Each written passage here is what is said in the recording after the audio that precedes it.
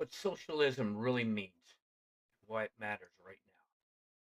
Welcome back to another episode of Spin Cycle America, where we talk about what really is going on in America or in the world around us today.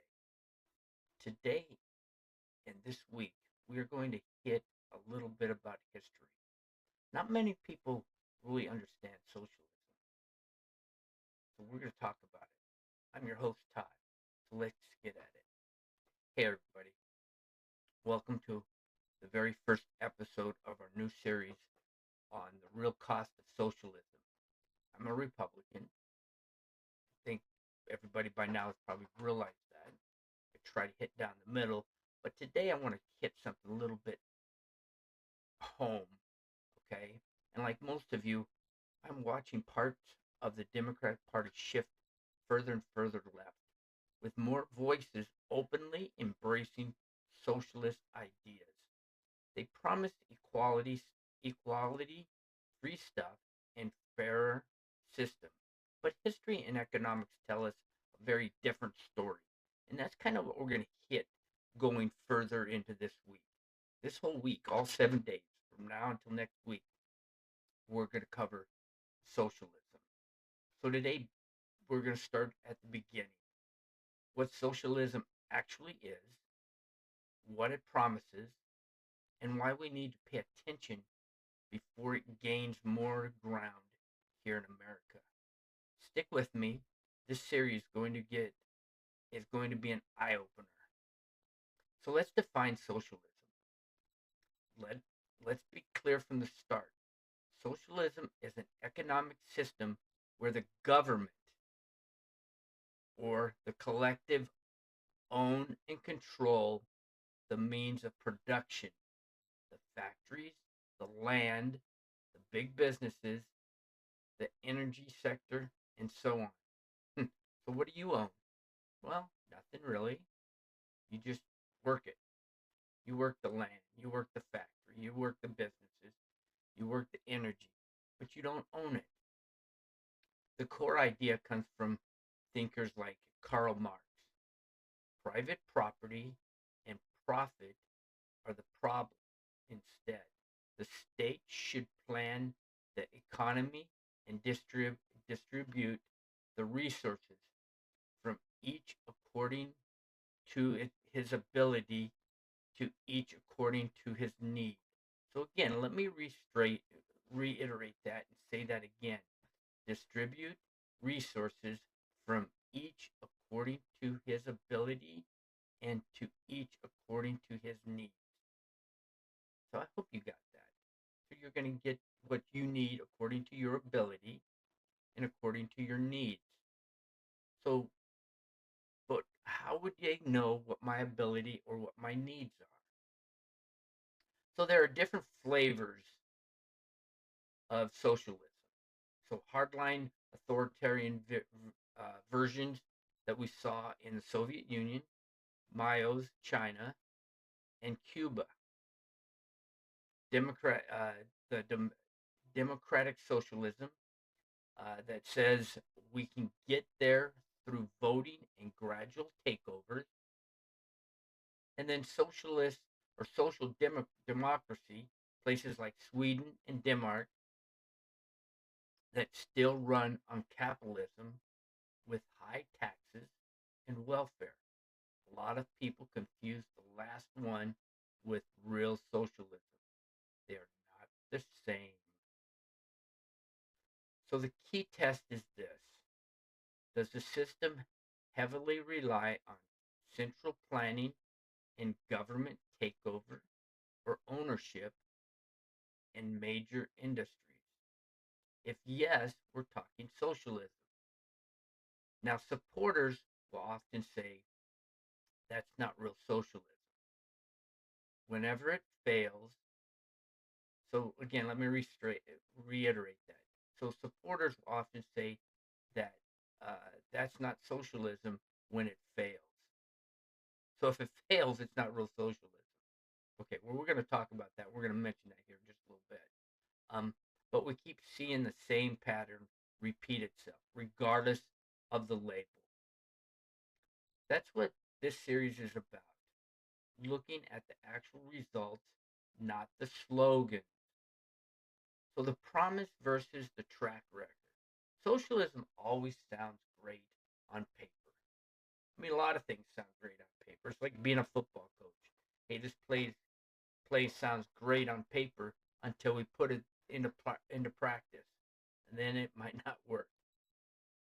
Uh, no one, no more greedy corporations. Everyone gets what they need. No poverty. But in practice, we've seen shortages of basic goods, empty shelves, no medicine, no food. Economies that should be rich collapse into poverty. Millions of people suffer or they flee. We're going to talk about that.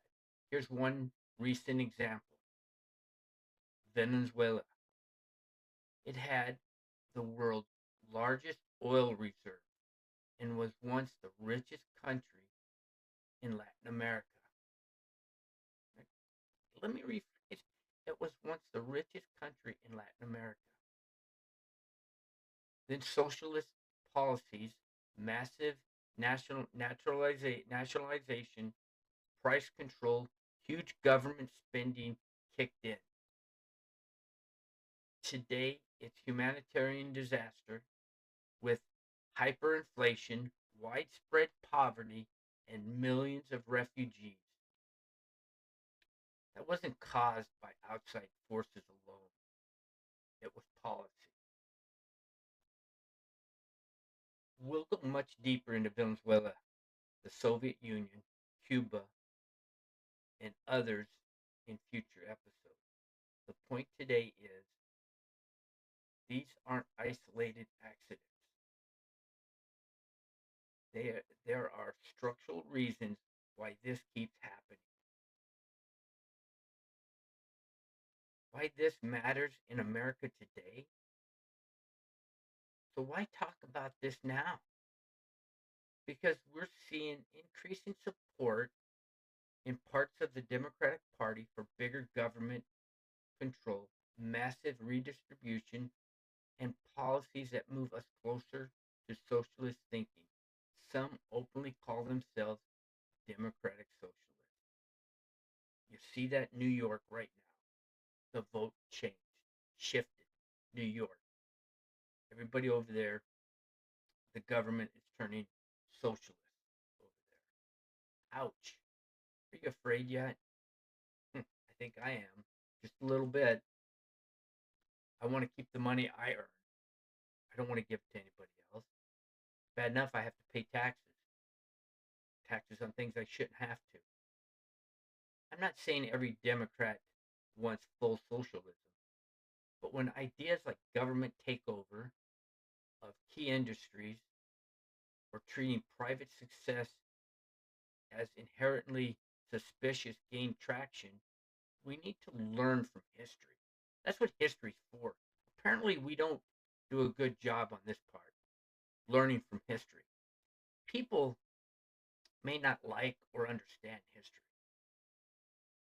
but we learn from it so we don't make the same mistake over and over and over from the past, or from other countries, or from what others have done.